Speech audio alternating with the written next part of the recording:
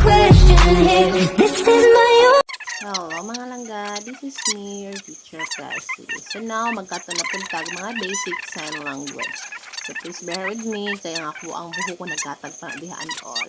So yeah, disclaimer, I am not an expert of this language because only deaf community are.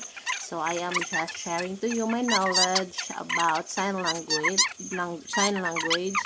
based sa ako ang na-learn from my deaf friends and deaf teachers. So I hope you are going to learn happy and enjoy learning sign language. Hi gashi, so maon yung mga words. Talk, kani, talk. Ano ba? Talk, puli-puli. Then about, place value. Place, place value. Place value.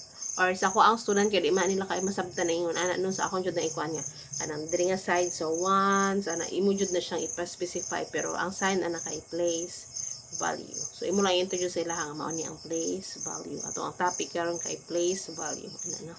Ana ka P place value V niya diri sa heart. Then remember kani thumb kana remember. Next lesson L lesson then write suwat ana gesture write then underline digit so underline okay, underline nya digit number okay, underline or pwede an underline number or line underline may line nga number pero kani siya nga line more on people man gud siya so formula line ana so underline akong ginagamit most of the time kana underline number or digit okay ang number ana ka ha ikit sila then answer kani answer okay next we have can wala siya imo siyang kupton can okay next read R nya ana read nya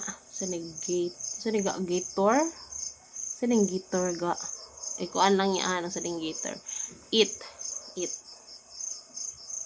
nya changes swaps aka na exchange o ana ra exchange puli nya turn their backs o ana or lang tawad sa luyo back man ni or ana ba imo i-gesture mo ana ka nya back no then story ana ka story then we have main character or the sa main center ana man ang main or center or kanang main person ana na lang main person or kanang best person ana na lang main person na so wala na silang word ang main character ga then exactly kani daw tisha nya kana exactly or pwede pud enough no enough or exactly okay then set of number group of number set or pwede pud set pero mas madali lang sabda ang group kana murag ana siya guys group of number then observe kana siya mura siya imo kuhaon observe or ang uban gina-use kay kani observe kana kung kin observation jud nga kanang kinahanglan jud mo observeran pag maayo or kana murag light lang observation like imo lang silang ipa-observe nimo sa kanang mga light ra nga mga activities so kani observe okay next use mura siya imo ana diri use work obon man na sila use okay next compare kana murag imo siya ipuli-puli see nya compare Then less than, less than, less than mas ubos niya, greater than masaka, less than, greater than. Okay, equal, equal. Then because, ana, ana, because. Then first digit, first kani first number, or mimic name sabot follow. Okay, follow.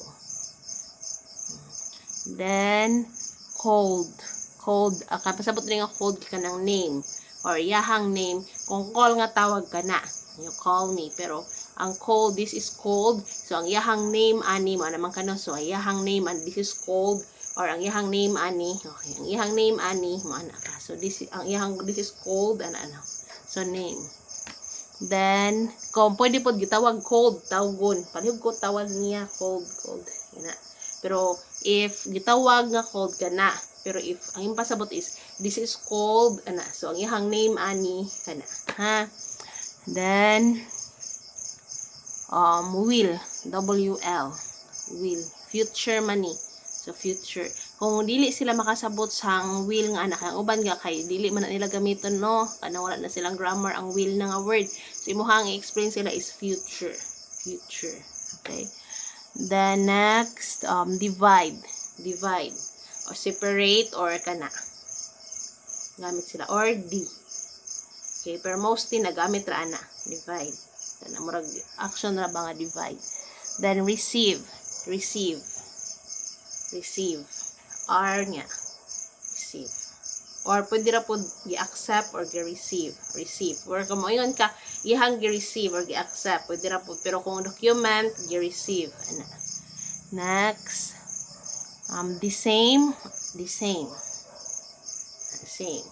murag kita the same ra o parihara ana, no, sa pariharang datingan, no, ana, same kana siya, y nya ana pa ana same, imo siyang ikuan sa nanong pasabot ba, asa imong gimin nga same, o dito murag directional siya ba, same ra man tang tanan ana ra ba, or same ra na sila. For example, duha ka number na sa board, o same ra na sila, so imong ipakita kung asa na ang movement, magdepende sa imong object nga gimin unsa ang same, okay.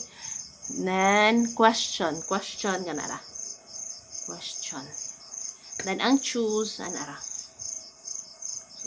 choose asa man ani, which, o kani mag-choose ra mo A, B, C, or imo lang i-choose o kana ang datingan, or number kuan imuhang i-choose ana siya, okay, or magamit kag which or choose ana, ha. See, I hope you've learned. Bye bye everyone, have a good day, happy life, and please don't forget to subscribe, follow, and comment or like on this video. And if you want to see more, follow me or subscribe me, and check the notification bell for all the updates. Thank you so much. I love you all.